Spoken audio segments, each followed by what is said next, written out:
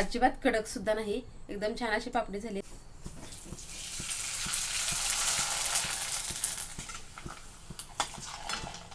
नमस्कार, मी प्रमिला झांबरे।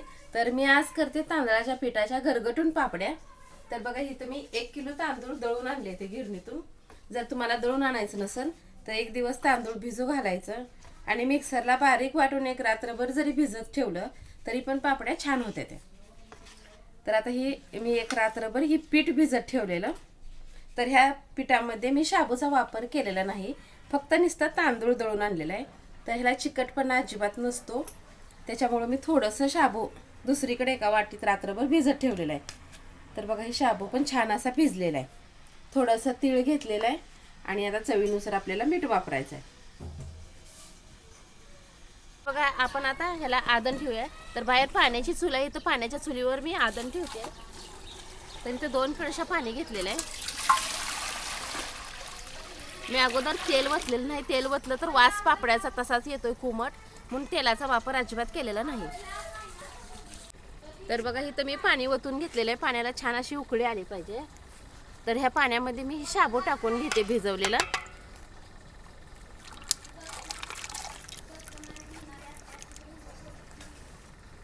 इथं थोडंसं तीळ घेतलंय, जिरी वापरणार नाही आज, तीळ वापरणार आहे, म्हणजे पांढऱ्या शुभ्र अशा पापड्या तयार होते त्या। जिरीनं लालसर पापडी होते, मी आजच्या पापड्यात जिरी नाही वापरलेली। ह्याला आता चवीनुसार मीठ टाकून घेते। आता ह्या पाण्याला आपल्याला खळाखळा उकळी घ्यायची आहे।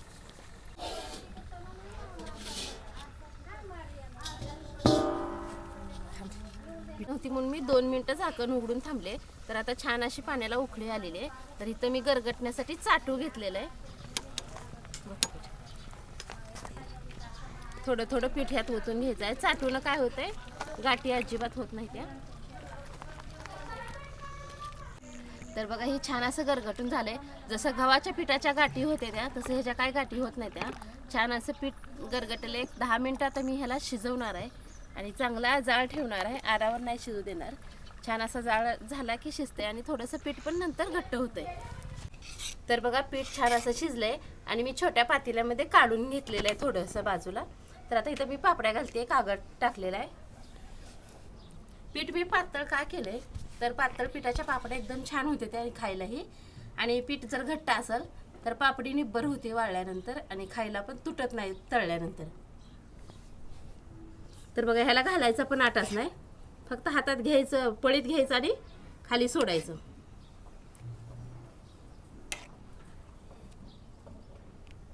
तरी वाळल्यानंतर पण आणि तळल्यानंतर पण पापडी छान होते। ह्याला थोडासा परत असा आकार द्यायचा आहे।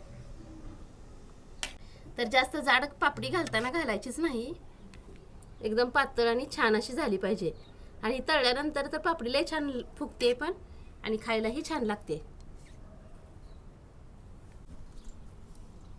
तर बघा, आता अशा प्रकारे मी सगळ्या पापड्या करून घेणार आहे।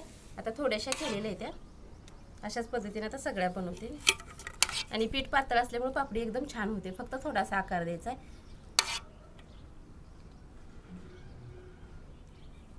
तर बघा, 1 किलो पिठाच्या एवढ्या पापड्या झाल्या त्या। सकाळी मी उन्हात वाळू घातल्या होत्या, तर संध्याकाळी काढून आणल्या त्या। तर तुम्हाला मी ह्याची एक पापडी तळून दाखवते। तर 3 कलर घातले, तर केशरी, हिरवा, पिवळा आणि ह्या थोड्याशा पांढऱ्या पापड्या आहेत त्या। तर मी इथं गॅसवर तेल ठेवलेलं आहे तापायला। तेल छान असं तापलंय, मी एक पापडी टाकते त्याला।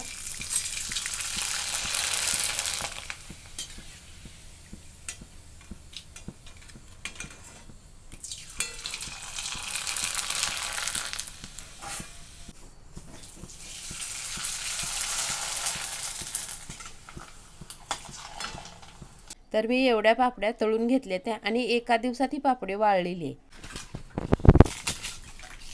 अजिबात कडक सुद्धा नाही, एकदम छान अशी पापडी झाली। तुम्हीही अशा प्रकारे तांदळाच्या पापड्या करून बघा आणि माझा व्हिडिओ आवडला तर नक्कीच लाईक करा, सबस्क्राईब करा।